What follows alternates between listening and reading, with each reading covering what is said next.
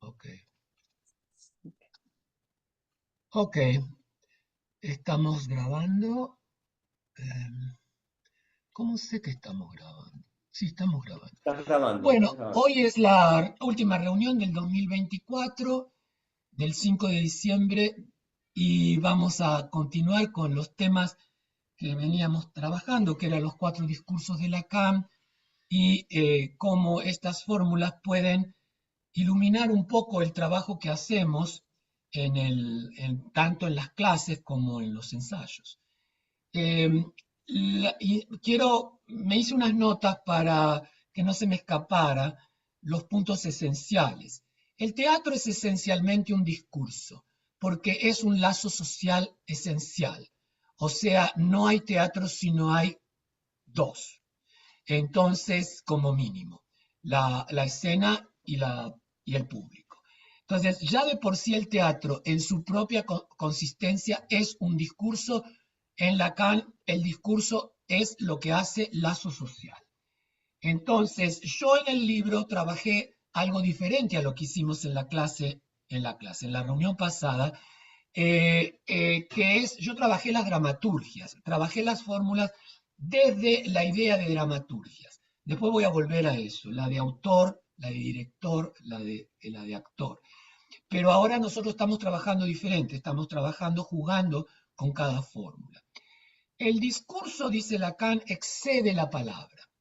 O sea, el discurso siempre está allí. No podríamos, está en silencio, pero está. Y la palabra es sonora, es ocasional, pero el discurso no puede faltar. Entonces, la puesta en escena equivale a la palabra, a lo que Saussure llamaría el habla, y que se sostiene en alguno de los cuatro discursos, independientemente del contenido de la obra.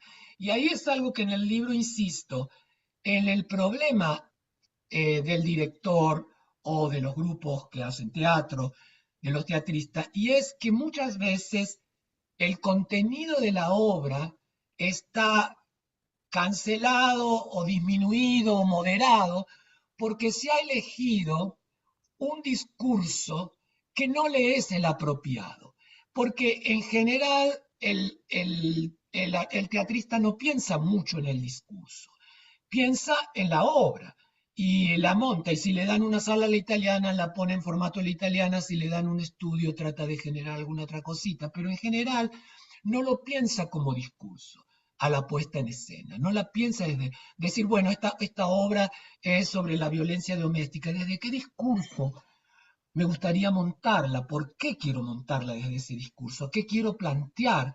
No solo aparte del tema de la violencia doméstica, sino que quiero plantear respecto del discurso como un lazo social. Entonces, por eso digo que hay que estar muy alerta con que el discurso elegido no sea contradictorio con la temática de la obra, la propuesta de la obra, lo que se va a dar a ver. El discurso entonces establece relaciones y estas relaciones son fundamentalmente, y esto sí presten mucha atención, de saber, de poder y de goce. Entonces, nosotros lo queramos o no, lo pensemos o no, consciente o inconscientemente, estamos afectando el cuerpo del otro, sea de los otros en la escena, sea de los otros en el público.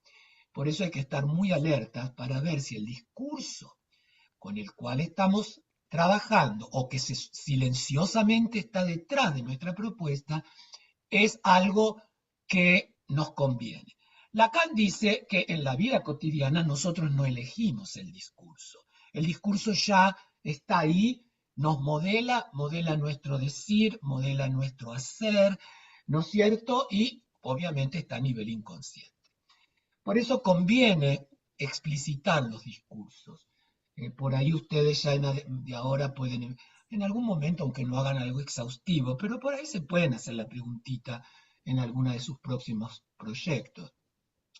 Porque el discurso puede llevarnos, dice Lacan, a donde no queremos o tener consecuencias inesperadas. Y eso es lo que deberíamos evitar.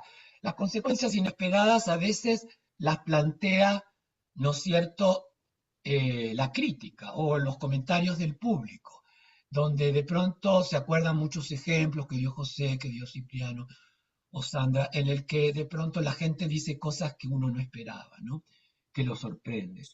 Eh, la teatralidad es un discurso. La teatralidad eh, es un discurso hacia el lazo social, pero hay varias teatralidades. Como ya dije, en mi tesis doctoral yo pude aislar una lógica de las teatralidades, aislé 6, de las cuales la teatralidad del teatro es una, históricamente producida, que es el discurso capitalista puesto en la metáfora de la sala a la italiana.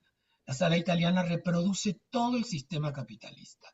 Entonces, acá por eso yo insisto siempre, insistí en mis talleres cuando iba a México, a Perú, qué sé yo.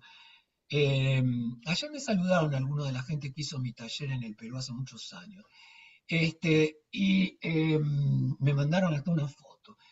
Y la verdad es que insisto en esto, en la diferencia entre lugar y espacio, porque el lugar es un lugar material, ¿no es cierto? Tiene altura, ancho, largo, tiene ventanas, tiene puertas. Bueno, por ahí un director como Víctor García se podía dar el lujo de tirar abajo unas paredes, pero en general eso no ocurre.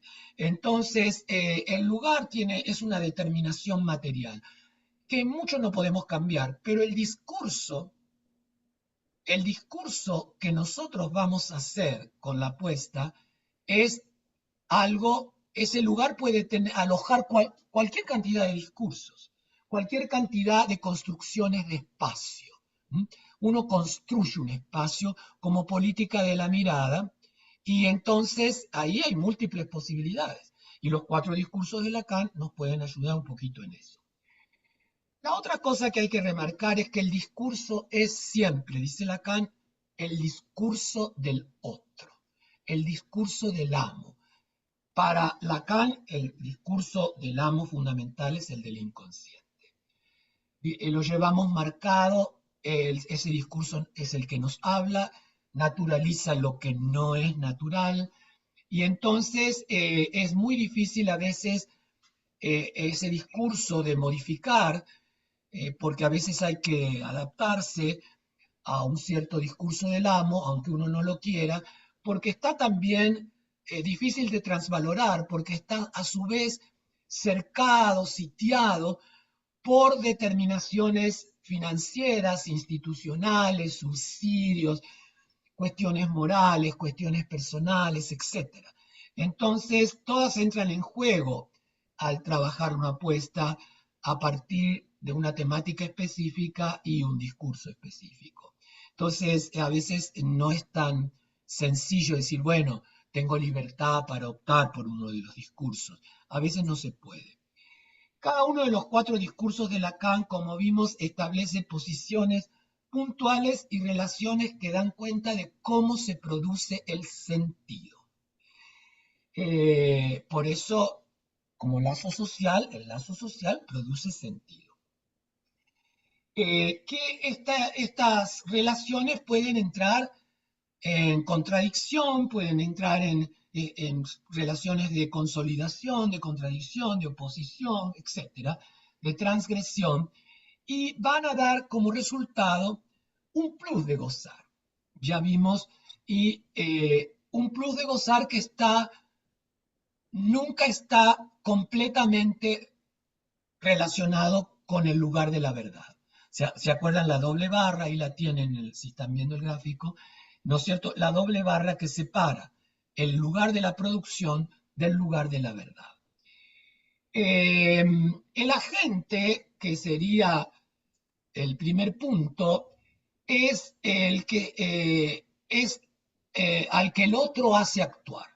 El otro, ya como vimos la vez pasada, hace actuar al autor, por ejemplo, y le demanda algo. El autor no existiría si no hubiera una demanda de teatro, o si el teatro no existiera. Entonces, el tipo escribe no porque, ay, se me ocurrió una buena idea, voy a hacer una obra de teatro. Escribe porque, lo sepa o no, está respondiendo a una demanda del otro. Entonces, el otro demanda y el otro obviamente también desea, ¿no? Y si no hubiera demanda, no habría dramaturgos. Si no hubiera demanda, no habría directores. Si no hubiera demanda, no habría actores. La demanda, que es el tema de nuestras primeras charlas este año, es algo fundamental. O sea, sin demanda no hay Mm. nada. Entonces, ahora, el tipo o el sujeto que ocupa el lugar de la gente se cree que es autónomo. Él cree que escribe lo que quiere, que tiene libertad de escribir cuando quiere, para quien quiera, cree que es autónomo, pero en realidad siempre está de alguna manera respondiendo a la demanda del otro, que es el que lo hace actuar, como dice la K. Quien se posicione como el S1, como el significante amo, ¿no es cierto?, se presenta como un sujeto, pero observen que cuando Lacan escribe S1 o S2, la S no está tachada. No está tachada porque ambos no conocen, desconocen, ignoran, niegan, reprimen su castración. No saben que son sujetos divididos. Entonces, creen, por lo tanto, ilusoriamente que están completos, que a ellos nada les falta, ¿no es cierto? Y como no se perciben como esos tachados, como decía antes, tampoco desean saber nada porque suponen que no les falta nada. Entonces, el autor, como vimos la vez pasada, escribe la obra, cree que es el dueño del sentido de la obra, por ahí se pelea con el director o con el grupo, con los actores, porque él cree que él tiene el dueño absoluto, completo del sentido completo de su obra. Y no desea saber más La nada, ¿no? Argentina es un escenario precioso en ese sentido políticamente, ¿En qué sentido? en el sentido de los sujetos que hablan la verdad absoluta, que lo Ah, saben claro, todo. por supuesto, por supuesto. Entonces, esa es una posición. Para Lacan, el discurso del amo y el discurso de la universidad tenemos en donde los sujetos estos están en esta posición de creerse autónomos y dueños de todo, y dueños de la verdad y todo eso. Y a estos dos discursos se oponen el discurso de la histérica y el discurso del analista, que sí son discursos que ya parten de la falta, ya parten de la división del sujeto. El discurso de la histérica como el discurso del analista son discursos que aspiran a querer saber, quieren saber. Pero el discurso de la universidad y el discurso del amo no quieren saber nada. Creen que lo saben todo. Entonces, ahora, lo que más desean no saber es el deseo del otro. Deseo del otro como genitivo, subjetivo y objetivo. Yo deseo al otro y el otro me desea. O sea que ahí hay un juego que siempre cuando uno dice el deseo del otro o el deseo de la madre o el deseo de esto, siempre se juegan estas dos cosas. Yo deseo a y el otro me desea. Entonces, el tipo este, el S1, se imagina autónomo como si todo brotara de él. Y como digo, él es, de todas maneras, en la fórmula del sujeto del amo, si lo están mirando ahí, el otro es el S2, ¿no es cierto? El sujeto uno es algo que se desprendió del S2. El S2, como vimos, es la cultura, es el lenguaje, es la red de significantes, de la cual se desprende uno, que es este sujeto, un individuo singular, eh, como cada uno de nosotros, como ese uno. Entonces, es un desprendimiento del otro. Entonces, esta relación es la que el S1 trata de negar, de que él no es un desprendimiento del otro, y no depende del otro, pero sí depende.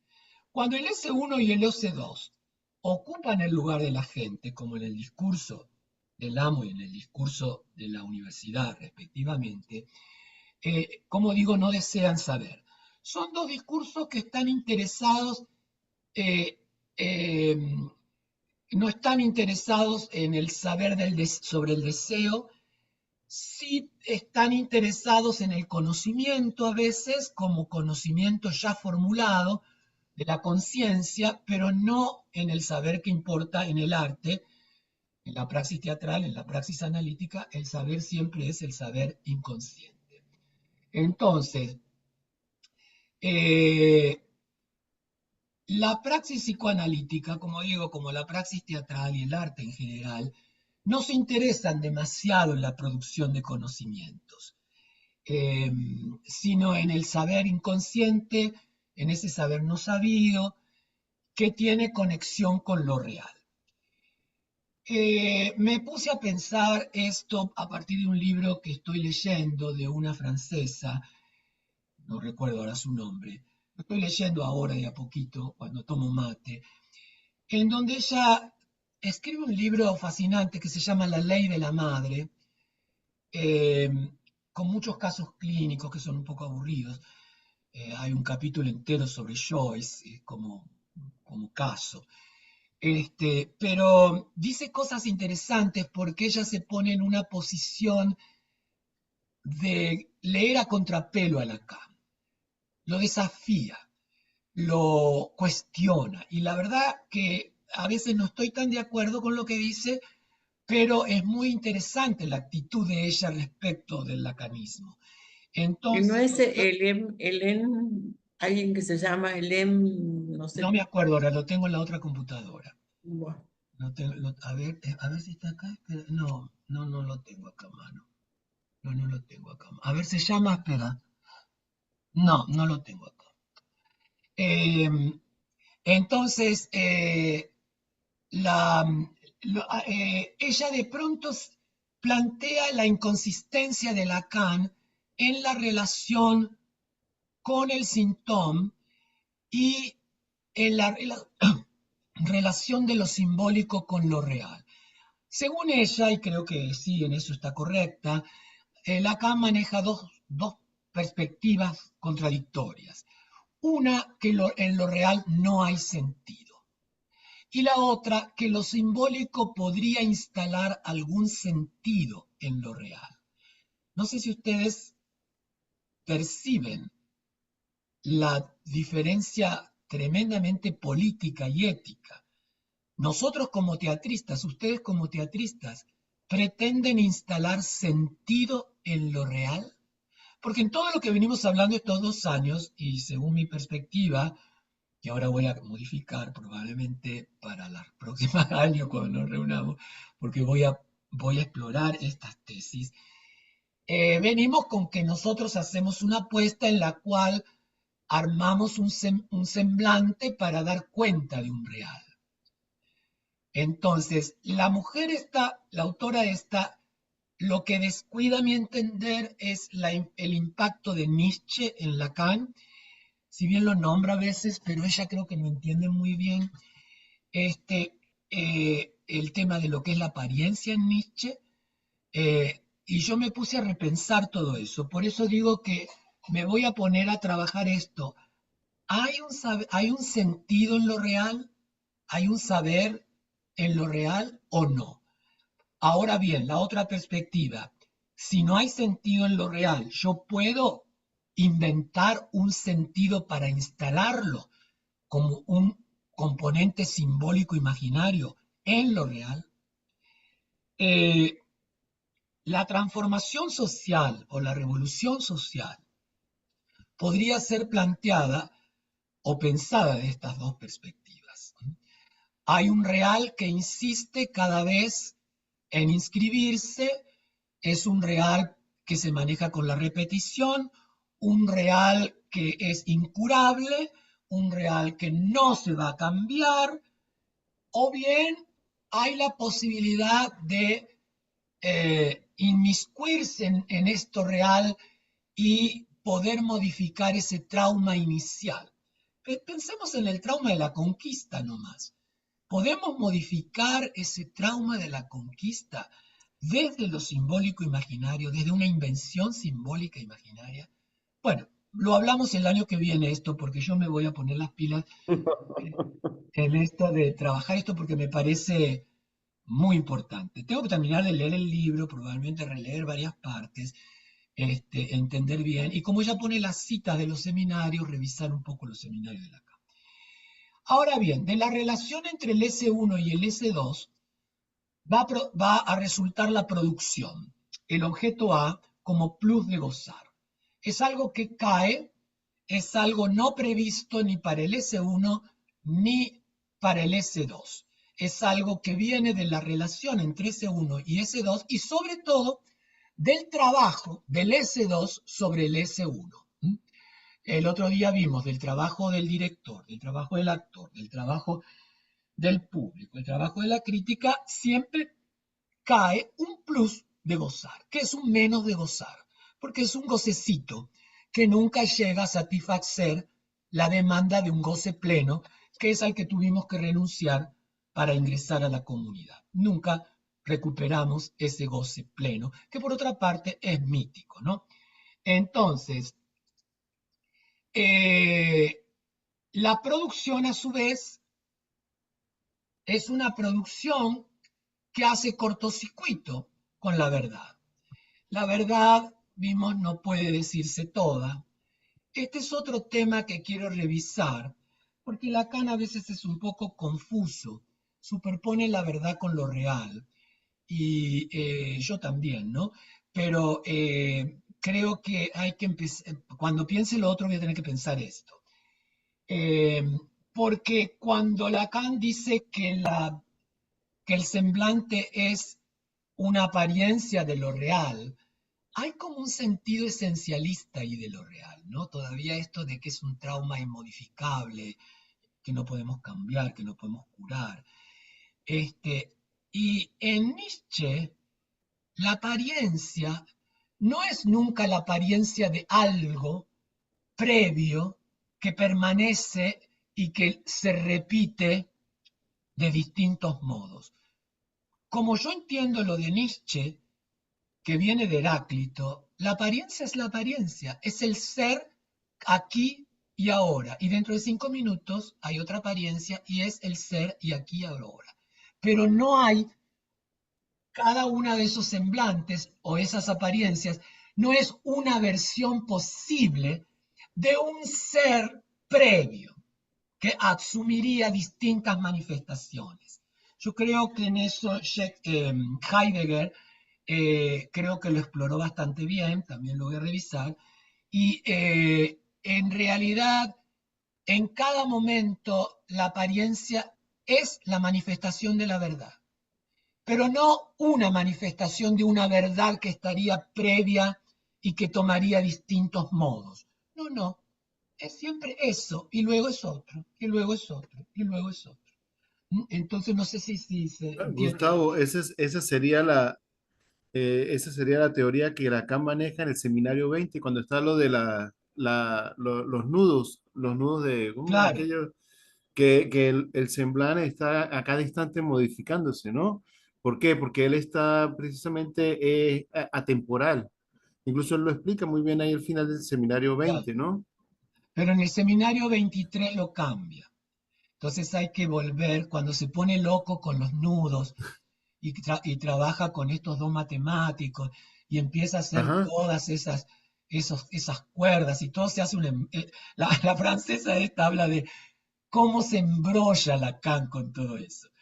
Y claro, Lacan ya estaba viejito y estaba intentando hacer otra cosa, es parte del movimiento mismo de su enseñanza, pero no podemos tomarlo como palabra santa. Entonces, claro. yo, por ejemplo, este año el seminario de Gabriela fue sobre el sintón.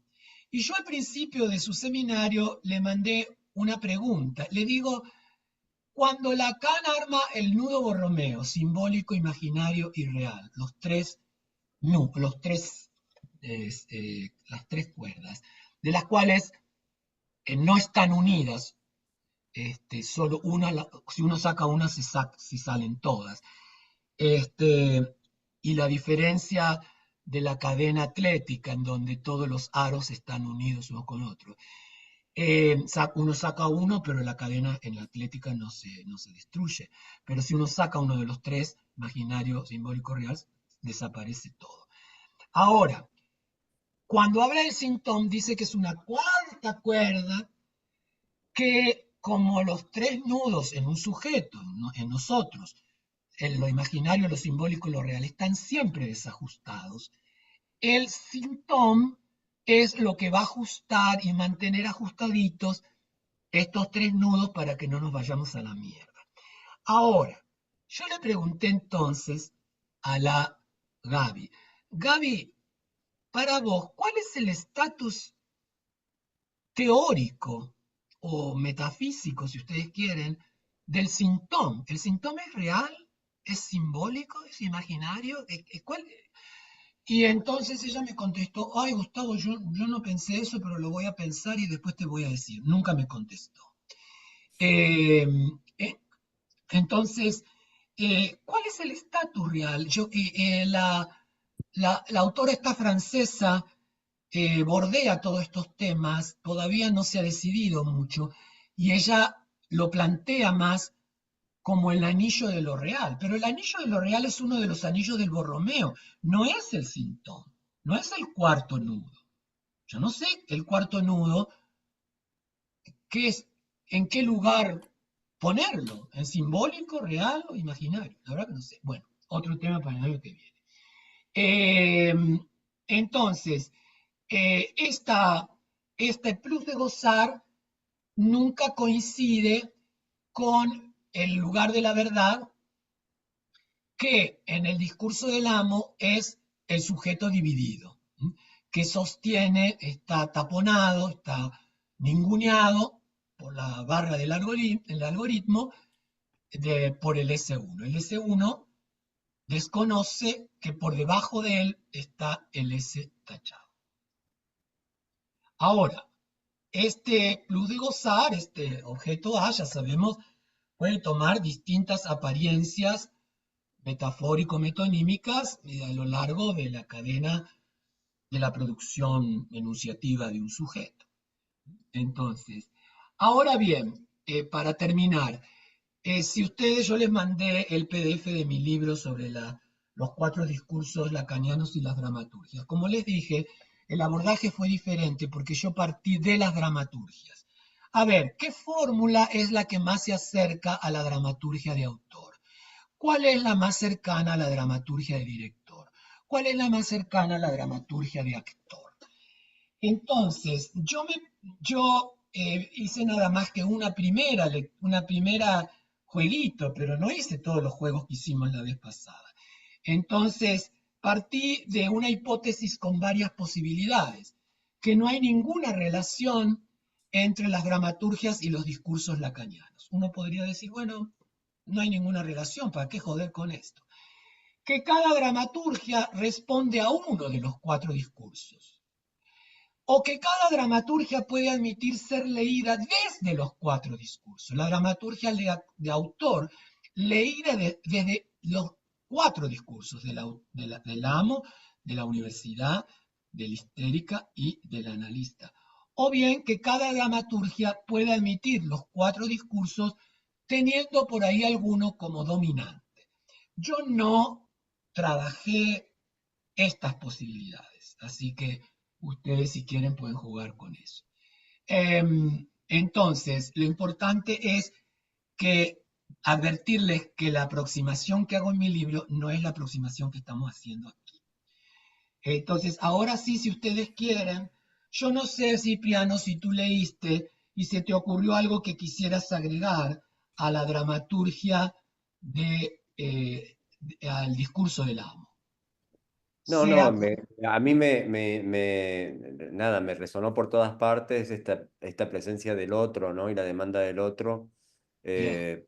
permanentemente, digamos. En esto me parecía como muy interesante la discusión que ustedes establecieron ese día y me parece como muy clara también en ese sentido, ¿no? Me parece que esto que anunciabas vos al comienzo de la charla de hoy también, que aparece el tema de la demanda permanentemente, digamos, que esto fue lo que a mí nada, fue como una gran síntesis, digamos, ¿no? Pero esta idea del otro que aparece, y que ustedes se hacían la pregunta también, ¿no? Ese otro de qué forma aparece y cuándo está, y me parece que realmente para mí era como muy productiva la discusión que tuvieron, realmente. No, Bueno, no, si no. ustedes ven ahora en el PowerPoint y nos vamos, el del discurso del amo hemos dicho mucho y podríamos seguir hablando del discurso del amo, hay mucho para decir todavía ahí. Pasemos al discurso de la universidad, Bien. en donde tenemos en el lugar de la gente el S2, el saber, el lugar de la gente es el saber, que se postula otra vez como autónomo y completo, desconociendo que está sostenido por un S1 que es amo, que es el significante amo, está debajo de la barra del algoritmo. En el lugar del otro aparece el A como plus de gozar y debajo, en el lugar de la producción, el sujeto dividido. Entonces, podemos volver a plantearnos a quién ponemos en el lugar del, del S2, a quién en el lugar del A. Y a partir de ahí vemos qué nos resulta para la parte de abajo de la fórmula. Acá yo tengo una A pregunta, ver, Gustavo. En la charla del último encuentro, vos diferenciabas bien la idea de saber y conocimiento. ya. Y en este caso, cuando vos hablas de saber, ¿también está diferenciado de esa forma? No, el saber podemos considerarlo como el saber sobre el deseo Ujú. o bien como el saber como conocimiento validado. Ok, ¿Ok? ok. Como conocimiento Juguemos validado. con las dos posibilidades. Juguemos con esas dos posibilidades. De todas maneras, eh, la, el error, digamos, el equívoco, sería pensar que ambos saberes, sea el del deseo o el del conocimiento, son completos, autosuficientes, cerrados, sistemáticos. Y siempre el sistema tiene un agujero. Pero eso no le aparece al S2. No le aparece al Porque S2. acá se me arma un problema, perdón, que capaz que tenga que ver con no haber estado en la reunión pasada, No pero importa. en ese sentido, el discurso de la universidad se me mezcla un poco con el discurso del amo, Mm, porque yo podría pensar que el discurso de la universidad también tiene que ver con la tradición teatral, ¿Ya? eh, con esa oralidad que se transmite en el discurso teatral, pero también se me hace un ronroneo que dice, no, ese es el discurso del amo. Eh, bueno, El nada, discurso de la universidad es una variable del discurso del amo. ok. Por eso, en realidad, luego, el discurso del analista es el reverso del discurso del amo, exactamente lo opuesto. Y el discurso de la universidad es el opuesto del discurso de la histérica. Entonces, yo personalmente me manejo en lo posible, cuando es posible, con los discursos de la histérica y el discurso del analista. Trato de evitar el discurso del amo o el discurso de la universidad. Entonces, por mis convicciones psicoanalíticas, obviamente, o sea, yo no pienso que haya un conocimiento completo ni cerrado, ni No, sistemáticamente cerrado, autónomo, o un saber sobre el deseo completamente cerrado, lo cual sería casi contrario a la concepción misma del deseo, que por otra parte es un vacío, es una falta. mm, Entonces, sí, claro que te resuena el discurso del amo, porque en el algoritmo del discurso de la universidad tienes al discurso del amo como fundamento de todo en el lugar de la verdad. El amo está en el lugar de la verdad, no, sí. sostiene todo. mm. Pensá lo que haces en la universidad, Sí, sí, sí. o sea, en la universidad. Después yo puedo poner otros ejemplos, pero primero quiero ver cómo ustedes se lo imaginan. ¿A quién pondríamos como S2? podemos jugar otra vez con el lenguaje, la cultura, que era lo que pusimos la vez pasada, el lenguaje, la cultura, el público, el texto, el autor, el director, el actor. No sé, podemos poner cualquiera de estas figuras en el campo del S2 y comenzar a ver qué pasa. A mí me resuena la tradición teatral como fuerte, pero por eso hacía la pregunta primera, Ya, digamos. ya. Sí, la tradición teatral, ¿no es cierto? Si lo pones en el lugar del S2, Sí. estaría, estaría demandada por Ujú, una mm, que supuestamente tendría vacío de saber, sería vacío de saber. Acá mm, un poco podés pensarlo, yo creo que anoto eso en mi libro, como la fórmula de Paulo Freire de la concepción bancaria de la educación. mm, El S2 cree que tiene todo el saber o el conocimiento y que lo tiene que transferir al claro, discípulo, al alumno, al que sea, al pueblo que no sabe nada, ujú, que no sabe nada. Está como plus de gozar que le demanda una satisfacción a nivel del saber. Está como, es como un recipiente vacío en el que el S2 va a volcar supuestamente todo lo que sabe. Acá tenemos sí, porque en la fórmula del maestro del amo, la relación entre S1 y S2, el S2 en el lugar del otro, y como lo vimos la vez pasada, no significa que el S2 sea como digamos el discípulo del S1, nada que ver. No es el seguidor, repetidor del S1, porque el S1 es más bien aquel el que lo va a transgredir y va a producir el A en el lugar de la producción. Un A que va a dejar insatisfecho al S1, sea el autor, sea el texto, sea el director. Siempre aparece algo que se le escapó, creyó que era completo, que lo sabía todo y resulta que termina produciendo una diferencia que no la pensó. Entonces, pero el S2 ahí, sea el director, el actor, lo que sea, no es un discípulo del S1.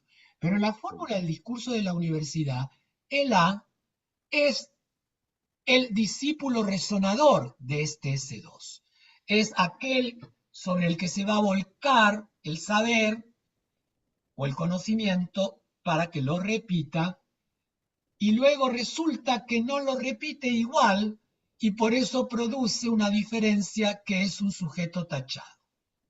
claro. Empieza a dudar. Yo podría poner unos ejemplos, pero no los quiero poner todavía. Me gustaría ver qué pasaría si lo ponemos al discurso de la cultura, pero de una cultura como en la que yo vivo. Cultura de Frías en el S2. Cultura del NOA, ponele. Cultura del no en el S2. Mm. Ok. ¿Cuál sería el plus de gozar de esa cultura? Esa mínima satisfacción que Eh, obtendría, porque es desde esa insatisfacción que le estos demanda al somos, S2 algo. me parece que podría ser la noción de sentirse en un punto diferente a todos los otros, a la cultura pampeana, a la del sur, a la de Buenos Serrano. Aires, Ya, una ok. noción como la de cierta superioridad en ese sentido. Espera eso. Espera, eso Ok. sería su... Pero resulta que en la producción le va a plantear algo que tiene que ver con el inconsciente de esa cultura. Sí. O sea, con lo El, cual no quiere saber nada porque ese inconsciente que va a aparecer en el lugar de la producción no tiene nada que ver con la verdad. Claro, porque ¿Cuál sería el S1 de la cultura del Noah? ¿Qué sostiene como amo la cultura del Noah? y los sostiene la patria chica, nuestra manera de hablar en una lengua que viene desde los antiguos, es decir, algo que luego después sirve para ser impostado, porque cuando se canta o se actúa eso, ya está hecho desde aquí. Ya. No me queda muy claro, pero podemos pensarlo. Yo pensaba más en una zona de la región del país que ha de, recibido el mayor peso de la colonización española. de la región del país, y es esta, Claro, la por del eso. no, O sea que sí, el amo ahí es la herencia cultural española o europea, católica, fundamentalmente religiosa, más que claro, en pero cualquier otra de las regiones, que no la tienes en la sí, pampeana. sí, pero está disimulada porque la persistencia ahora ha hecho que se generen otros amos para sostenerla. Ya. Pues ya no la sostienen esos descendientes. Bueno, pero por eso esos otros amos que puedan aparecer, digamos, aparecen como efecto en el lugar de la producción, que están Mm, en desconexión con ese amo, retomando la palabra de Cipriano, de la tradición, que es el amo de la tradición hispánica. O sea, como no querer saber nada de esa tradición hispánica, como que No, importan otros amos, supuestamente amos, que en realidad podrían no ser tan amos, o son amos que son meras, eh, ¿cómo podría decir? Meras manifestaciones de aquello con lo que sustitución. el Noa no se quiere enfrentar, que es con su tradición hispánica y cristiana católica. Sí. No sé, En estamos algún, delirando, eh, obviamente estamos delirando, yo no tengo la menor idea. no, no, pero es que es así. En algunos escenarios se mantiene, como en este momento toda la cuestión de la Virgen, Ya, pero en otros escenarios, como aquí en Santiago del Estero, se han construido enormes edificios en las avenidas centrales que se parecen qué sé yo, a los edificios de los centros neoyorquinos o de Manhattan. ya, ya. No sé si alguien ha pasado por Santiago del Estero en estos últimos tiempos. Cantidades, sí. ¿Qué otro S2, ahora más ligado al teatro, podríamos poner?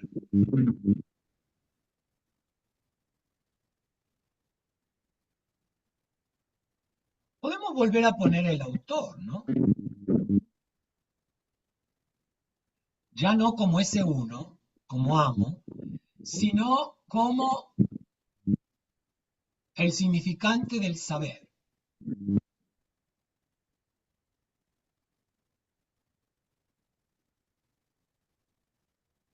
Puede ser Sí, también el maestro de teatro, el sí, profesor porque de además teatro. es interesante que sea la palabra, ¿no?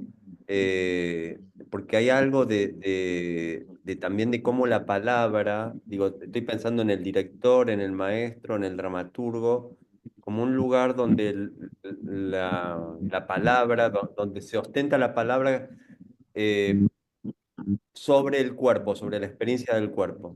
Ya, Eh, entonces me parece ahí como que hay algo interesante para pensar, que siempre es como una lucha, me parece, dentro de nuestras prácticas, y que sigue siendo un lugar, el que tiene la palabra, Ujú. pareciera ser el que ordena algo de ese saber, ¿no? Entonces, pienso que los directores, los maestros y los dramaturgos acaparan fuertemente este discurso, ¿no? ¿Ya? La idea es que si el A es el cuerpo, entonces es un cuerpo en el cual el S2 quiere escribir, quiere marcar, ¿no es cierto? Porque lo considera como una especie de tabula rasa, en la cual su palabra, como decís vos, es la que tiene, la que se va a inscribir. Y entonces este A demanda desde el lugar del otro esta palabra. Es lo que apareció muchas veces en nuestras reuniones, que planteó José, que plantearon ustedes. Este actor que viene con la idea de que el director sabe y le va a decir lo que tiene que hacer. O viene ese director que cree que el autor sabe y va y le pregunta lo que tiene que hacer. O viene el maestro que va a promulgar una enseñanza, como por ejemplo el método de las acciones físicas, y los que vienen a los talleres o a las clases vienen para ser marcados por esa palabra supuestamente de Stanislavski, que sería el S1, Stanislavski como S1, que sostiene a este S2 que se autoriza en ese S1. Pero tenemos muchas versiones de Stanislavski, muchos maestros que enseñan Stanislavski a su modo. Entonces, aquí digamos que el S2, ese S1 está ninguneado, está ocultado para el A, no sabe que este maestro en realidad abreva o se autoriza en un S1, en un S1. Entonces cree que lo que le está diciendo, qué sé yo, Raúl Serrano es Stanislavski, pero es Raúl Serrano, porque Raúl Serrano se sostiene en Stanislavski, pero él tiene una versión de Stanislavski, y por eso el producto de lo que va a ocurrir va a ser un S tachado, no va a ser completamente Stanislavski. El A, el discípulo, el actor, el estudiante, va a terminar sospechando que a lo mejor el S2 no le ha dicho todo lo que le tenía que decir, no ha dicho exactamente lo que era Stanislavski. No sé si me explico. Sí, pero yo insisto, ¿no? Quizás porque no estoy institucionalmente en alguna cuestión de teatro, que si vos lo pones a todo eso en una procesión, en un acto político, acá en Santiago del Estero, es un acto un acto dramático, es un acto teatral. Claro que está teatral, toda cultura es una teatralidad, una espectacularidad. Ya. Entonces, acá tenemos el S2 asume representar a un amo al que puede desconocer o al que ningunea, al que mantiene sofocado, y aparece él como representante de este amo. La universidad es siempre la representación de un amo. Pensemos, por ejemplo, yo puse en mi libro el caso de la creación colectiva. La creación colectiva latinoamericana de los años 70, que si ustedes ven en mi libro, y yo discuto todo eso, y luego le agrego al libro un apéndice, porque muchas de las cosas que se dijeron de la creación colectiva en Latinoamérica ya se habían hecho en los primeros años de la Revolución Rusa.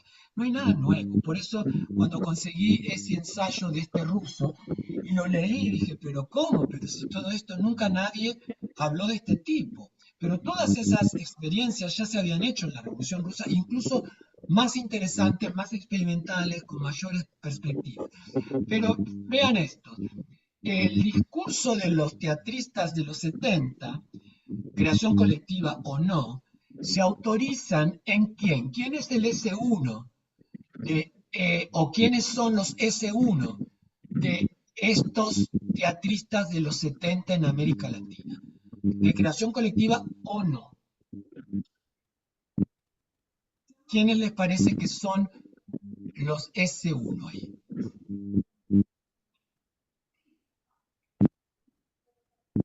Curso político, ¿no? Ya. Sí, los discursos políticos de la época. Marx, Marx, Brecht. Lenin. Sí, podemos poner el discurso de la izquierda en todas sus versiones, guevarista, maoísta, stanislista, trotskista, etc. Pero digamos Marx como porque todos tienen es una versión de Marx. Marx y Brecht, a los que a lo mejor ni siquiera leyeron, pero hay un brechtismo diluido, un marxismo aprendido de segunda, pero porque estos teatristas, ¿no es cierto?, que se ponían en posición de maestros, daban, ¿no es cierto?, una enseñanza o practicaban una praxis teatral con sus elencos a partir de las premisas de esas premisas marxistas brechtianas. Entonces, ahora, muchos de los grupos se disolvieron ya para fines de los 70 y 80 porque comenzaron a dudar de estas versiones de Santiago García, de Atahualpa del Chopo, de Buenaventura, ¿no es cierto? Empezaron a ver que podía haber otra cosa, y ahí aparece el S tachado, ¿no? Como en el campo de la producción. Y entonces esas propuestas ya para el 80 han caído, ¿no? Han caído, porque ya nosotros no le creemos a nadie. Entonces, recuerden que hemos hablado mucho de la creencia en alguna de nuestras reuniones. Entonces, ¿qué pasaría si el S2 es el texto?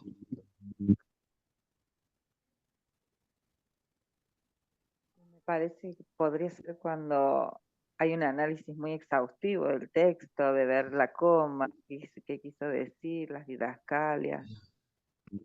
El texto como lugar del saber que va a marcar al A.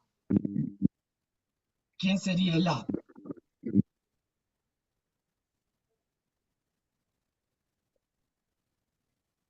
Acá es donde se le superponen a Cipriano el discurso del amo y el discurso de la universidad. El A puede ser el actor, puede ser el director, puede ser, ¿no es cierto?, el mismo autor. Es el texto el que se impone como saber. Y el S1 sería así el autor, ¿no? Ahí pondríamos el autor.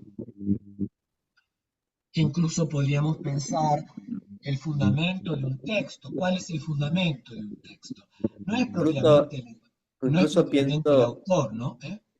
Gustavo, perdón, incluso pienso que ni siquiera es el texto, es el modelo del texto, ¿no? Yeah. O sea, un modelo textual. Como decir, por ejemplo, un texto guiado por el Modelo. diálogo o un texto contemporáneo, rupturista, no sé, ni siquiera es el texto, es como la forma idea. del texto.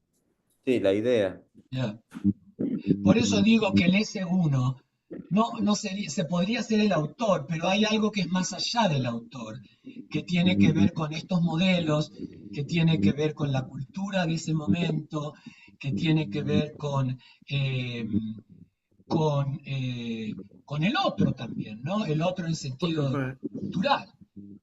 Gustavo, hoy sería, por ejemplo, ese de el tipo de teatro que tiene, por ejemplo, vamos a suponer, es Sarah Kane, entonces todo el mundo, ese sería el S1, sería todo lo postdramático, que no se puede Yeah, montar de otra forma, exacto. exactamente así, y usted tiene que hablar de la muerte, porque si no es de la muerte, entonces no es Sarah Kane, y usted está cagando la obra, Yeah. y así entonces el texto como tal se posiciona como el amo, ¿no? O sea, decía, ahora todos obedecen lo que dice el texto y No, cómo el texto nosotros se lo han... posiciona como Perdón, el saber, que Como el se saber, perdón, pero apoya sería que todos tenemos que seguir a ese amo, ¿no? Que es el anterior de cómo se monta ese texto. ¿Quién lo claro, montó por primera vez? ¿en qué se autoriza ese texto? ¿En qué se autoriza? ¿En qué se basa? ¿En qué se apoya? Entonces puede ser en esto de la muerte, puede ser en lo posdramático, puede ser... Sí, ¿cuáles son, en qué se apoya como, qué es el S1 de ese texto? ¿Qué oficia como amo de ese texto? Y por eso digo, no podemos decir el autor, porque el autor es uno de los apoyos, pero no necesariamente. Yo lo pondría de una manera general y brutal diciendo el sujeto de la escritura. Es el sujeto de la escritura, que tiene que ver con lo cultural, tiene que ver con la tradición teatral, tiene que ver con el contexto, tiene que ver con un montón de cosas. Entonces, ¿cuál es el sujeto de la escritura sobre la que se apoya un texto? Que se autoriza un texto. Entonces, ahora, lo que el texto hace es querer resonar en el A, que el A sea el resonador exacto de él. Eso es lo que aspira. El A demanda el saber del texto y entonces supuestamente cree que lo adquiere en su totalidad, en su completitud. Pero basta, supongamos que lo ponga en escena, para que aparezca un público, un crítico, que hable de otra cosa, que haya leído otra cosa, y ahí aparece el S tachado. El S tachado en el lugar de la producción. Se produce, si ustedes quieren, la duda. Volvemos a Descartes. De pronto vamos a ver una versión de una obra de un autor que más o menos conocemos, que conocemos su trayectoria, Sarah Kane o quien sea, y decimos, ay, pero acá hay algo que me parece que funcionó de otra manera. Acá hay algo que no es lo que yo esperaba. Acá hay algo que desborda el proyecto que se tenía. Nosotros hemos siempre puesto el ejemplo del Hamlet. Siempre, por más que el texto de Shakespeare quiera modelar la puesta en escena, es siempre, lo quiera o no, el teatrista va a aparecer algo del inconsciente. Hay alguna consulta. Entonces, en el discurso de la universidad, vos hablabas del discurso de la histérica y del analista, digamos, de alguna manera también está cruzado por esos dos discursos, porque pienso en voz alta, ¿eh? Porque de alguna forma, como es móvil, se va como reactualizando y como que va repensándose a sí mismo. Pensaba justamente en el caso de Sarah Kane. eh, que por ejemplo siempre se la pensó como una dramaturgia de la desesperación, del dolor, del grito, ¿no? Y de pronto Juan Mayorga hace ya 10 años empezó a plantear que era un discurso del amor, no del grito, y empezó a ver otras miradas sobre el discurso de Sarah Kane que no era la del grito, sino un discurso de pedido de amor. Entonces, ese discurso empezó a tener también otras puestas, otras posibilidades, esto que estás diciendo, ¿no? Otras lecturas, esto me parecía. Entonces el discurso de la universidad está siendo todo el tiempo pregnado Claro, sí. por No, otras el discurso de la lecturas. universidad pretendería detener ese flujo, pero lo produce como ese tachado, Claro, lo produce como, no puede evitar claro, el plus, ¿no es cierto?, de sentido. El discurso de la universidad pretende, digamos, sería, Lacan dice, es el discurso de la ortodoxia y de la burocracia. El discurso, ¿no es cierto? A vos te piden que montes Hamlet en el Teatro San Martín de Buenos Aires y la expectativa es que tú reproduzcas cierto saber del texto. Y tú por ahí te haces todo el rollo mental de que vas a ser fiel a ese texto. Pero por más fiel que quiera ser, incluso como lo vemos en Stanislavski, siempre desborda, siempre aparece un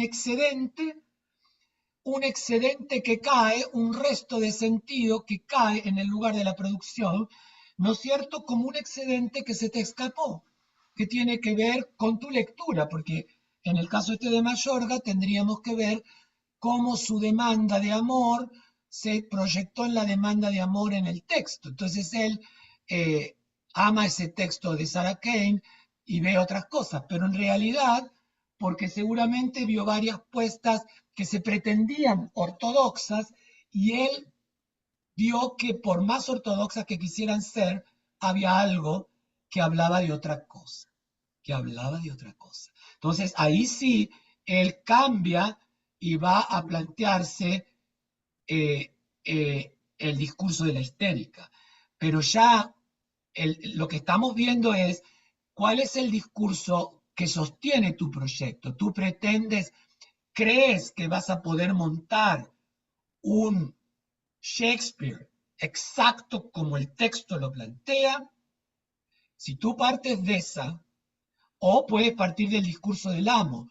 Yo sé todo sobre Hamlet.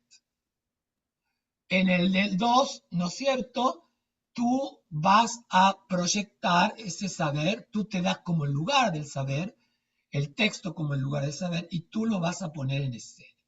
Pero digamos que ya es distinto si tú partes de dudar del texto, de los sentidos, tener otra aproximación al texto, de mandarle al texto, como vemos ahí en el discurso de la histérica, en el lugar de la gente está el sujeto dividido. Vos partís ahí de una división subjetiva. Vos asumís ya que hay algo que está en el campo del inconsciente y que, ¿no es cierto?, tiene que ver con un S1. Pero ya ahí cambia la actitud con la que vas a iniciar el proyecto, la lectura, el montaje. Estamos hablando de discursos que están sosteniendo, si te quieres, cierta ideología del montaje o de la lectura, en el amo o en la universidad. Por ejemplo, si los estudiantes tuyos en la universidad tienen que montar un texto, ¿qué se espera?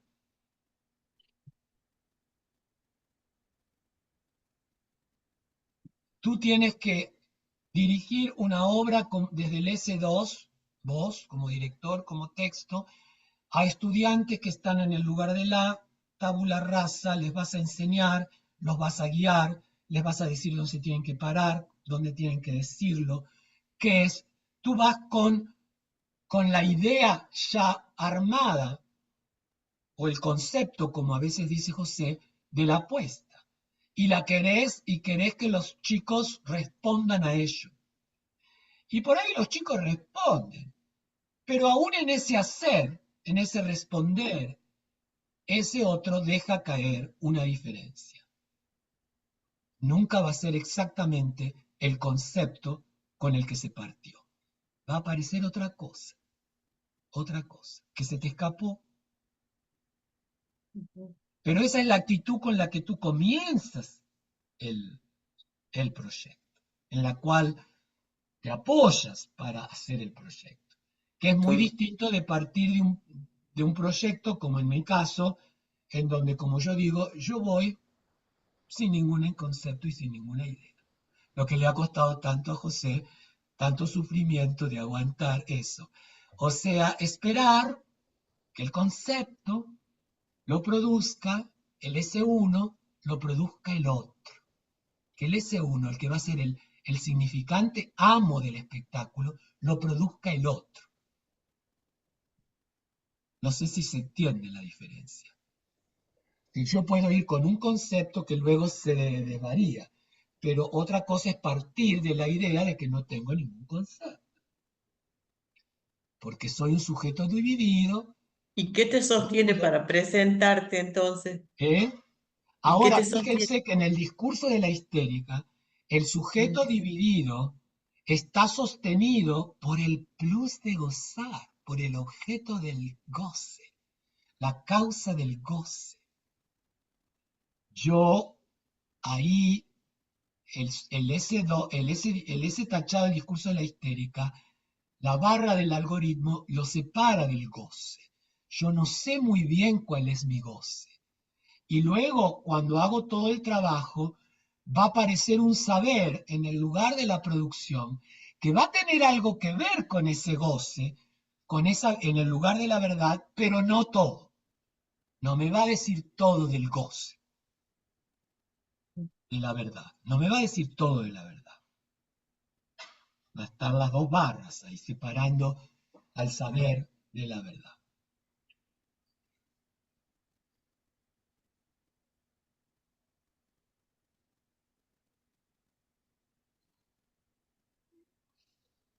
¿A quién más podríamos poner en el S2 del discurso de la universidad? Al actor, ¿no? Ya, el actor. ¿A qué demanda responde? A la demanda, ¿cuál sería la que demanda algo del actor? Podría ser el público El público, o el director también. el director también, el autor si va a los ensayos, También. el crítico, ¿no es cierto? Podemos poner ahí alguien que estaría en una posición de aprender. ¿Mm? Entonces, el actor enseñaría algo, por eso ahí sería cómo esta fórmula funcionaría en la dramaturgia de actor. La diferencia que yo hice antes con mi libro. En la dramaturgia de actor tendríamos al actor como un S2 en el discurso de la universidad. El actor es aquel, creo que se lo puede leer esto bien en cierta parte de Barthes, por ejemplo. Entonces, imaginar, ¿no es cierto?, que el actor sabe y que sabe, pero observen esto, que sabe, pero no como sujeto dividido, lo sabe como sujeto completo, como sujeto no castrado. El actor va con la prepotencia de que él sabe. José nos dio algunos ejemplos de estos de actores que dicen, ay, pero ¿qué es lo que usted me dice? Yo sé. Y bueno, José le dijo, vaya y piense que le gusta más el helado de fresa de maracuyá, y lo corta. Pero el actor viene con la actitud, imagínense ustedes tienen que dirigir una obra clásica con Halcón. Halcón no viene con la pretensión, bueno, creo que era un tipo muy lúcido, pero supongamos estas estrellas que ya vienen con un capital simbólico donde, bueno, no me jodas como director, si es que no son humildes, y yo sé de lo que se trata. Entonces yo sé cómo hacer el personaje, yo sé cómo hacer el personaje. Yo he estudiado, yo me he formado, yo tengo una experiencia, etcétera, etcétera. Yo sé lo que tengo que hacer. Usted solamente dígame cuál es más o menos el proyecto, pero yo sé cómo construir mi personaje. Entonces, el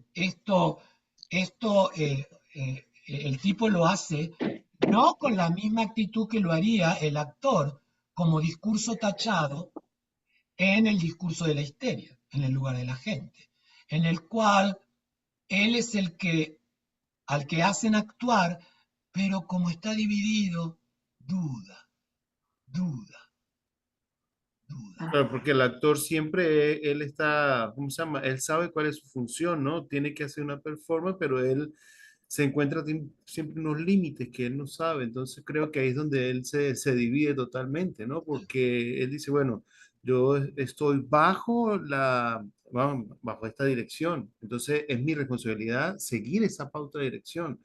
Solo que a veces él queda libre. Por ejemplo, yo siempre coloco este ejemplo. Un día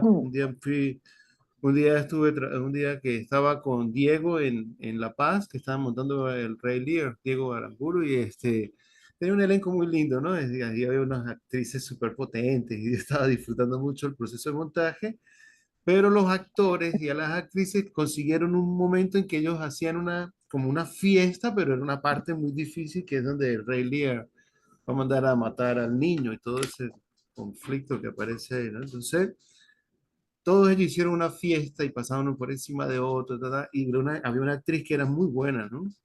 Yo vi que ella se quedó parada ahí, parada así en la mitad del escenario. Y entonces Diego paró la hora y le dijo, ¿qué le pasó?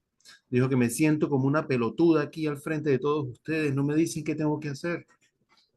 Y Diego dijo, pues siga a los otros actores, ¿no?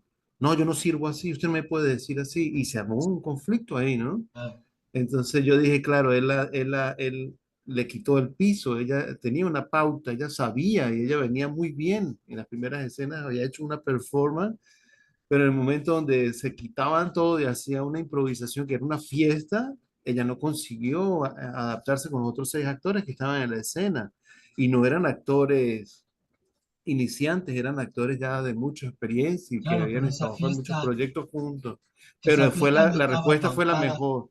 Esa fiesta surgió Yeah. de la improvisación de ellos, no de las pautas de Diego. Ajá. Y entonces ella se quedó así y le dijo, pero es que Claro, me ahí siento como una apareció pelotuda. a una otredad que la cual ella no pudo seguir, porque ella Muy bueno. sabía lo que tenía que hacer, era un S2, y de pronto cuando los demás arman una cosa fuera de ese campo, le aparece la falta, le aparece la castración, le aparece el agujero, es decir, en su saber. Ella no está preparada para ese agujero.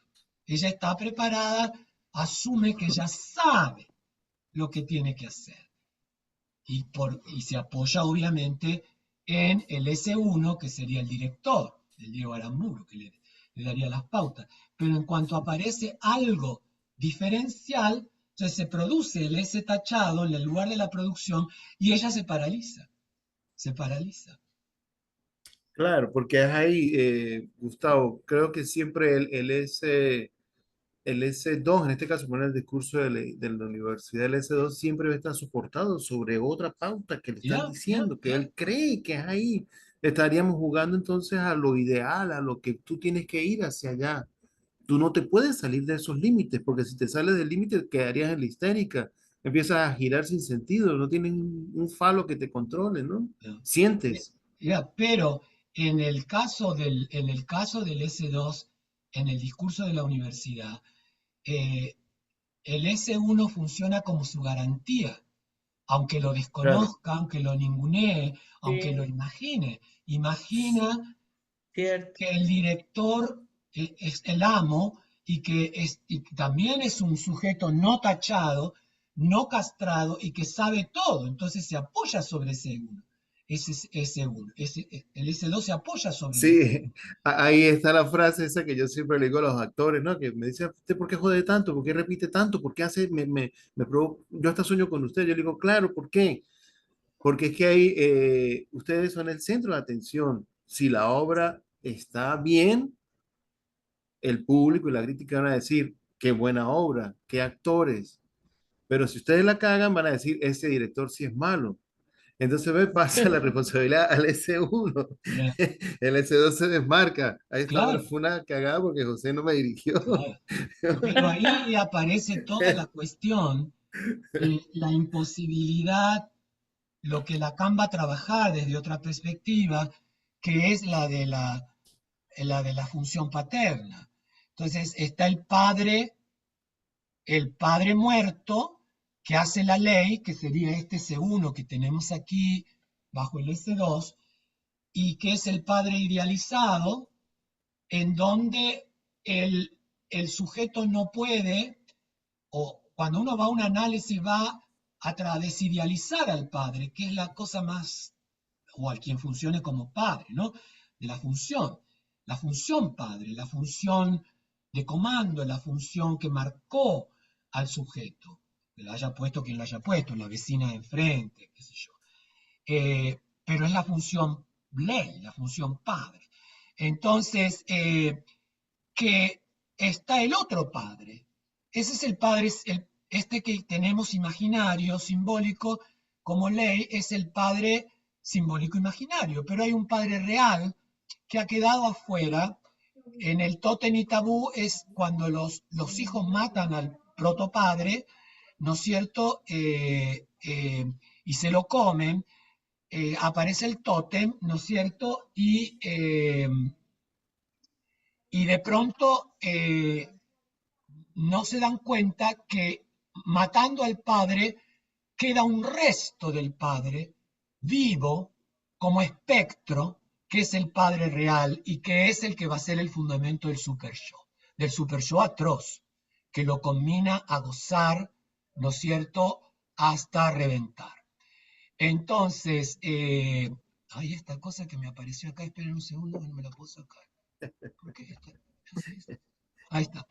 Eh, Ahí tienes entonces, el S1 tuyo, acá Gustavo. en S1 aparece ahí todavía sin tachadura. Para esta actriz, el Diego aparecía como un S1 sin tachadura. Ella no lo puede imaginar como alguien que le falta algo. Claro. Entonces, ahí tenemos, ¿no es cierto?, una diferencia muy grande.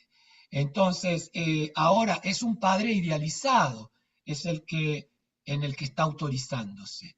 Pero podría imaginar, ¿no es cierto?, que de pronto en el lugar de la producción aparece un efecto que ya habla de algo no contemplado desde el comienzo del proceso, que es este sujeto dividido. Aparece la castración, parece algo no contemplado aparecer, que no se contempló que iba a aparecer, como una especie de irrupción de una parte real, ¿no es cierto?, que no se había contemplado.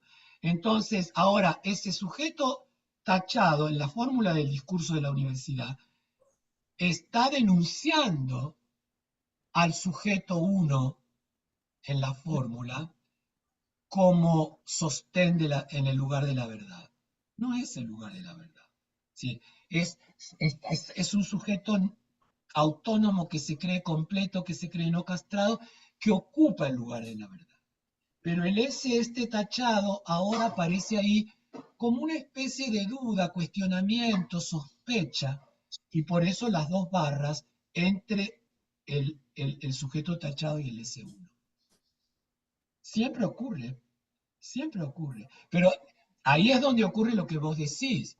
Si los actores hicieron buen trabajo, la crítica lo festeja. Si los actores no hicieron buen trabajo, toda la crítica se tira sobre el S1. Se A veces que tira el sobre, padre, ¿no? claro, se tira sobre el padre. Entonces, y ahí sí te hacen moco. Entonces, eso es tremendo, ¿no? Tremendo.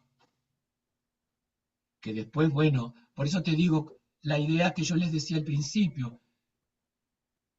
¿Cuál es el tema que yo quiero abordar? Violencia doméstica, revolución, muerte, no sé. ¿Cuál es el tema que yo quiero abordar? Y luego la pregunta que deberíamos hacerlo, ya que Lacan dice nosotros no elegimos el discurso ya estamos metidos y nos habla, pero si ahora, si tenemos la formulita, podemos preguntarnos, como se va a preguntar cualquier analista, ¿cuál es el discurso que le es más adecuado a ese tema? No va a ser que yo estoy hablando de liberarnos, de cómo la dictadura nos oprimió y todo, y resulta que estoy armando todo un montaje del discurso del amo y del discurso de la universidad. O sea, estoy hablando desde un aparato de represión, supuestamente para hablar de una obra que quisiera denunciar la represión. Es una cosa terrible, terrible. Entonces, ¿cuál es el tema? Por eso los contenidos, el sentido imaginario y simbólico, es importante discutirlo por ahí o pensarlo y luego comenzar a pensar desde dónde conviene comenzar el proceso, desde dónde conviene. Porque si me pongo en la posición de imponerle todo a los demás el sentido como sujeto no castrado y estoy haciendo una obra que quiere denunciar a los sujetos supuestamente no castrados como autoritarios, estoy haciendo una contradicción. Estoy haciendo una contradicción en el hacer y obviamente va a resultar en el decir. Esto es muy, muy fuerte lo que estamos hablando ahora. Sí. Es como que no hubiera más posibilidad que, que atravesar por una endija el discurso de la histérica. ¿Ya? Bueno, pienso que Pavlovsky, en el ejemplo que pongo siempre, o que él cuenta en las entrevistas esas que le hizo Dubati, que él de pronto va por la calle y se le aparece una cosa loca, sin sentido, y la lleva a su grupo y empiezan a improvisar. Él no va con la posición S1 o un S2. Él va con la posición de un S tachado. Che, me apareció esta idea loca. Esta cosa Eso, inconsciente, ¿qué mierda qué será? bueno. ¿A qué me convoca esto? Y se lo plantea, entonces los tipos empiezan a improvisar. Él se lleva eso, lo escribe, y al otro día va y los que improvisaron tal cosa, al otro día improvisan otra cosa, o sea que empiezan a rotar en las improvisaciones y van creando, ¿no es cierto?, un personaje, por ejemplo, que es el resultado de múltiples, por eso teatro de la multiplicación o de la multiplicidad, de voces, porque cada integrante del grupo ha podido improvisar lo que Ujú. improvisaron todos los otros, cada uno le va agregando o le va sacando, le va poniendo ciertas cosas, y entonces aparece todo este proceso de escritura, reescritura. Pavlovsky se lleva, lo reescribe, al otro día lo vuelve a llevar, lo reparten.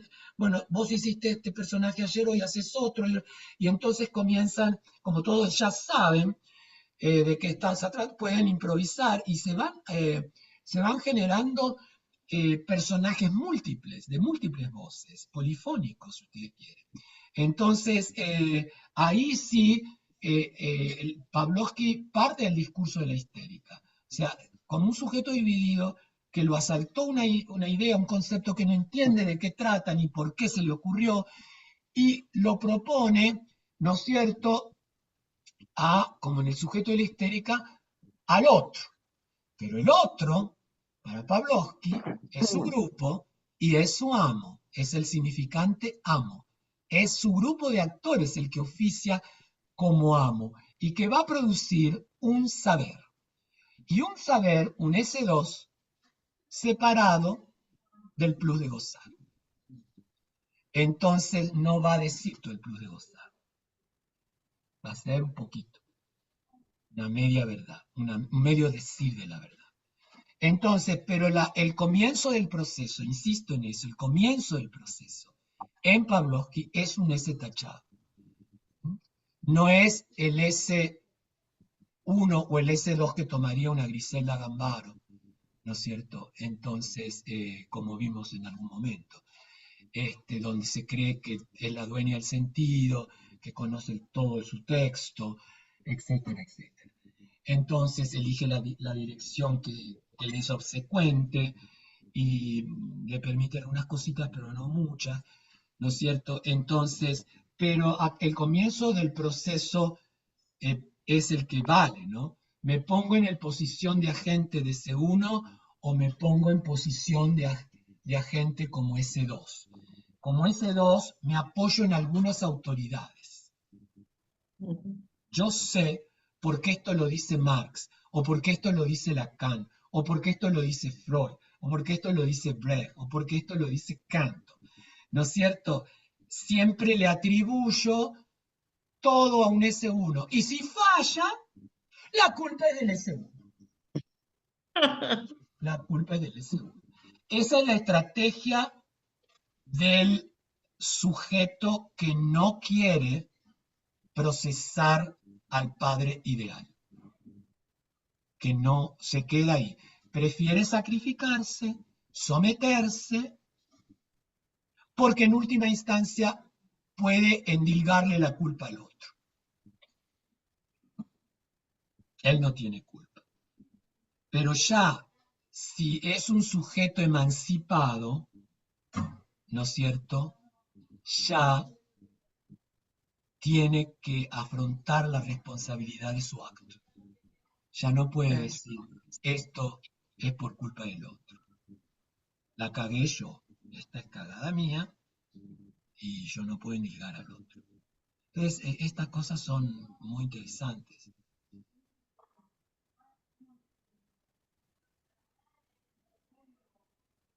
¿A quién más podríamos poner en el S2 del discurso de la universidad?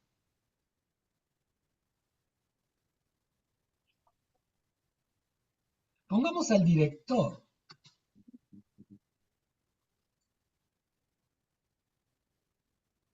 A Algo le está ver, pasando a Cipriano que se desconecta. Entró por otro canal. A ver.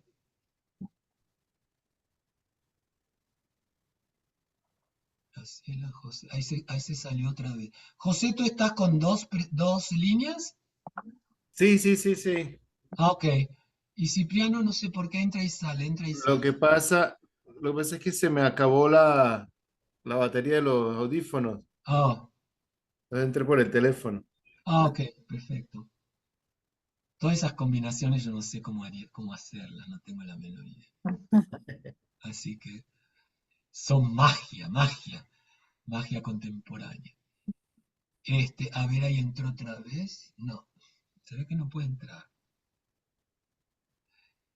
¿Qué pasa si ponemos al director como S2? ¿Cuál sería el S1 de ese director? Uf, Él sabe todo, pero ¿se sí. apoya en quién o en qué? En el discurso del amo, ¿Cuál es el sujeto, el significante amo en el de significante. ese director? Ah,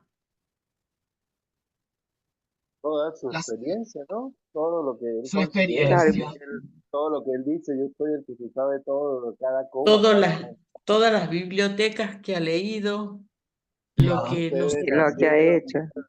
lo que ha lo que hecho, le, el lo Depende que del le, texto, director el también, ¿no? Puede texto, ser él alguien sabe que lo nada que el más se texto basa en el dice. texto. Claro. Claro. ¿Cómo era ese director que José nos contó que decía, ustedes si quieren saber algo sobre esto, me preguntan porque yo lo sé todo de eso? Entonces, eh, él no le decía al actor, vaya y lea tal cosa, saque sus propias conclusiones, explore, investigue. Sino decía, no, no, pregúnteme que yo le doy la precisa, ¿no? No tiene que preocuparse de eso. Entonces, creo que ahí justamente tenemos estas apoyaturas, ¿en dónde se autoriza? Se autoriza en su prestigio, en su carrera, en las lecturas que tiene, en el texto, en su formación universitaria o no, en sus En sus maestros, premios, ¿no? Dice, como no, tengo tantos premios. en los Yo me, premios, en sus sí, maestros, en la el, crítica que tuvo. el mismo Entonces, lugar que tiene en la universidad y lo que ha producido trabajando en la claro, universidad. claro, o para las instituciones, ¿no? Entonces, todo eso serían los significantes amo, que aparecen como significantes sin tachadura. Él no duda de ninguno de esos significantes amos. Todos son completos, firmes, válidos, indudables, incuestionables, porque uno podría decirle al director como actor, decir, bueno, a mí me importa un carajo su experiencia. Yo no tengo en cuenta su experiencia, estoy trabajando con usted, pero a mí su experiencia y su carrera no me importa. Estoy acá porque me interesa el proyecto. Entonces, pero el S2 en el discurso de la universidad se consolida apoyándose en todos esos significantes amos como indudable. Por eso esas dos S, S1 y S2, no están tachadas. Nunca se le ocurre que podría faltarle algo, que algo no funciona, que algo no sabe.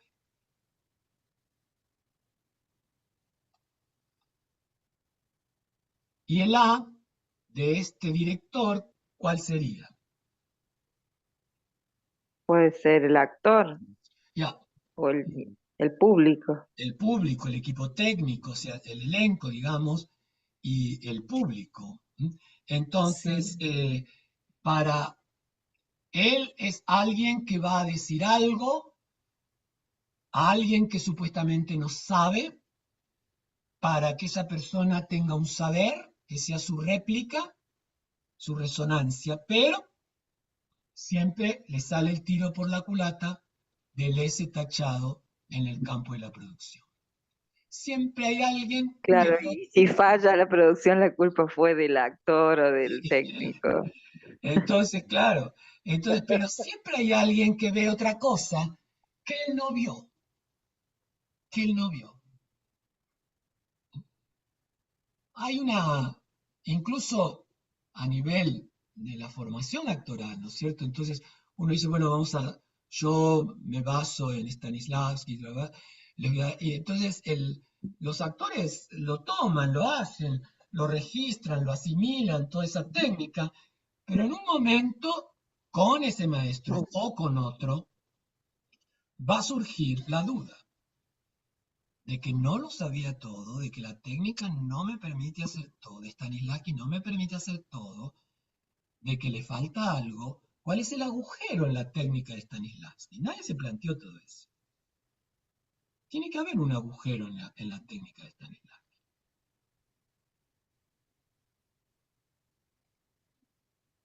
que habría que estudiarlo, ¿no? Entonces, pero bueno, ahí tenemos y bueno, lo que se produce, por eso lo que va a producirse entre ese director y ese elenco supuestamente resonante de su enseñanza o de sus pautas, es un ese tachado, una puesta en escena, ¿no es cierto?, que no es la esperada o que habla de algo más que lo que se esperaba. Y por lo tanto, habla de algo inconsciente que se le escapa al S1 que supuestamente se siente muy feliz en el lugar de la verdad. Ya hay una verdad que aparece que le denuncia que él no sabe todo. Es un amo que tiene una falta.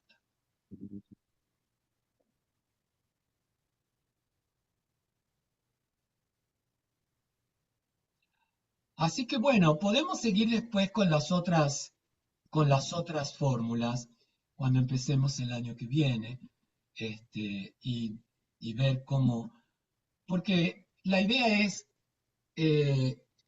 también pensar cómo trabajo en los ensayos o cómo vislumbro una técnica de formación actoral que no sea necesariamente desde el discurso del amo o del discurso de la universidad. Claro, ustedes, los que están enseñando en la universidad, por ahí no lo pueden hacer. Pero si tienen un taller individual en su casa, podrían intentar empezar una formación actoral que tuviera como discurso en el cual apoyarse el de la histérica o el del analista. El Sí. analista es bastante difícil, pero el de la histérica no lo es tanto. Entonces, partir de de ser sujetos divididos, no dejarse, ¿cómo te diría? Atemorizar por decir, no sé a dónde voy, no sé lo que quiero, trabajemos juntos, veamos, construyamos esto, ¿no es cierto? El S1 en el lugar del otro, confiar en que los estudiantes les pueden aportar o los actores le pueden aportar algo a ustedes que no está contemplado por ustedes. Entonces, y que entre todos van a producir un saber, un saber, un saber sobre un goce en posición de verdad, pero un goce que ese saber no lo va a decir todo, no lo va a decir todo, pero uno ya lo asume desde el comienzo eso, porque no se sorprende, porque uno ya sabe que está trabajando desde el discurso de la histeria. Entonces, trato de no hablar del discurso del analista porque no quiero generar situaciones hoy muy complicadas antes de despedirnos. Entonces, pero imagínense ustedes puestos en el lugar del objeto A. El objeto A de sus estudiantes o actores como sujetos divididos, Dios mío. Uy, Entonces, uy, porque ahí es donde hay que trabajar cuál es el sujeto amo. Hay que producir el sujeto amo de todo ese grupo y de ustedes mismos. Que va a tener siempre un cortocircuito con el saber. No lo vamos a saber todo, ese sujeto amo. Entonces, bueno, Yo creo, chicos, que podríamos hoy dejar aquí, y nos vemos, qué sé yo, fines de febrero, principios de marzo. No sé el año pasado cuándo comenzamos. ¿Te parece que alguna de las obras de Marguerite Duras podrían situarse en el discurso de la histérica? No sé porque no las conozco mucho, no sé, no Ah, creo que no he leído. La, bueno. el tema es, bueno, uno puede plantearse desde qué discurso se sostiene el texto. Ahora Ah, también podría ser la otra opción, desde qué discurso yo me aproximo al texto, qué busco en el texto. Entonces, ahí tenés un planteo diferente. Yo eso no sé, no sabría responderte. Si hay, seguramente el texto se apoya en uno de los discursos, no podría no hacerlo, porque el texto, si se ha escrito, es porque está buscando un lazo social. Entonces, mm, alguno de los discursos lo sostiene. Ahora, uno podría hacer una crítica para ver qué discurso lo sostiene. Y luego estaría la otra, desde qué discurso yo lo leo, desde qué discurso me aproximo. Por ejemplo, si yo me aproximo desde el discurso de la histérica, yo me aproximo desde una posición de dudar del sentido de la lectura que tengo. Entonces, la idea ahí sería el texto en posición del otro, como amo, y en la producción un saber. Yo voy a producir un saber sobre ese texto, pero iniciado desde una posición que no es, yo ya sé de este texto, yo ya sé. Entonces, y la otra, no sé, yo a veces, a mí me gusta mucho leer más los textos desde el discurso del analista, donde me desentiendo de la historia que me cuentan, de todo el relato, y de pronto mm, voy a un detalle, lo que Miller llamaba los divinos detalles. Comienzo mm, coleccionando detalles distribuidos, detalles que se les puede haber escapado seguramente al autor y que aparecen distribuidos, repeticiones de palabras, algún tipo de puntuación medio extra, no sé, de pronto hay cosas que me resuenan, que son mínimas y que me permiten abrir la puerta del texto, eh, dejando por un momento en suspenso todo el peso del sentido de la historia que me cuenta, o de la vida del autor, o de lo que sé de la literatura. No, yo me meto en un detalle, en un detalle. Cuando hice la lectura esa que todo el mundo me cita y me ha traducido y todo, tan escandalosa del Martín Fierro, a mí me llamó la atención el versito ese donde están él y Cruz que se han ido a la toldería de los indios y que hablan y están como marido y mujer. mm. Y entonces todo el homoerotismo, no la homosexualidad, el homoerotismo del poema máximo de la tradición argentina y de la figura del gaucho como el gran macho, de pronto Cruz y Martín Fierro viven como marido y mujer. Cuando muere Cruz, muere en los brazos de Martín Fierro dice que llora como una magdalena, no sé, o sea, una cosa tremenda. Entonces, ahí aparecen estos detalles.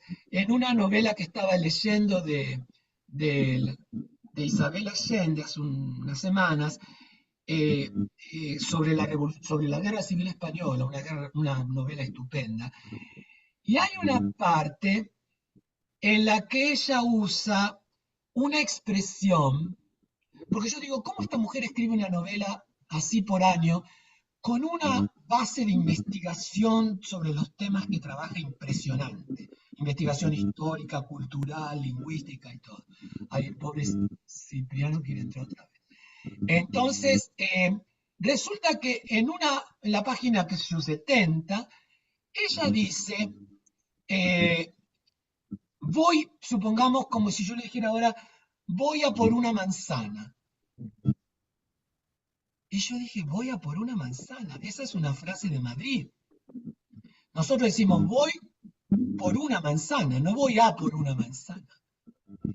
Y dije, esto no lo escribió la Isabel Allende. Toda esta parte de la Guerra Civil Española ha tenido un asistente y esta construcción sintáctica se le escapó. Yo no tengo ningún interés en escribir sobre Isabel Allende ni sobre la novela, pero me llamó la atención el hecho de que apareciera una estructura sintáctica inesperada para el español latinoamericano, ¿no? Los españoles, a mí siempre me da risa cuando mi amiga Ana dice, voy a por un bus, voy a por una tortilla. Digo, voy por una tortilla, ¿qué tiene que ver ahí?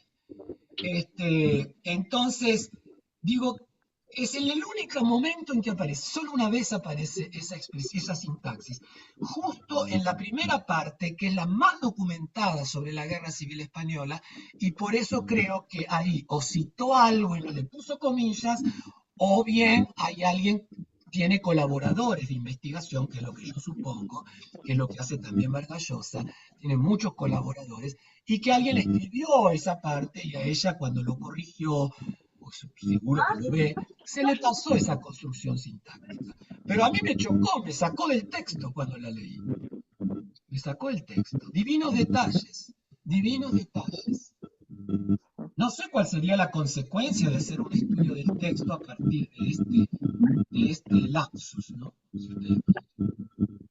Pero bueno, eso sería a partir del discurso del analista. Dejarse llevar, cómo está espaciado el texto, dónde están divididos los capítulos, por qué divide los capítulos así, qué dice el silencio entre capítulo y capítulo, o entre estrofa y estrofa. ¿Por qué se usan ciertas mayúsculas? No sé. Yo a veces voy leyendo y me divierto mucho con esas cositas. Digo, ¿y esto qué será? Entonces, bueno, chicos, nos saludamos por ahí para las fiestas por el WhatsApp. Pásenla lindo, disfruten de su verano. Yo intentaré disfrutar este invierno. Y nos veremos entonces para el año próximo. Les voy a mandar, como digo, en enero o febrero, el PDF del segundo volumen, y sí, denle una leída. Yo sé que José lo lee porque él se corrige y busca sus errorcitos, pero los demás no lo hicieron. Pero bueno, si no lo hicieron, problema de ustedes, a mí no me importa. A mí no me llegó, no me llegó nada todavía. No, del volumen 2 no te llegó nada, solo la última reunión, que la mandé para que la leyera Cipriano y que estuviera más o menos enganchado para esta reunión. Entonces, bueno, chicos, un gusto haber compartido este año con ustedes y nos veremos el año que viene a ver qué trae. Bueno, un abrazo a todos. Cuídense mucho. un abrazo a todos.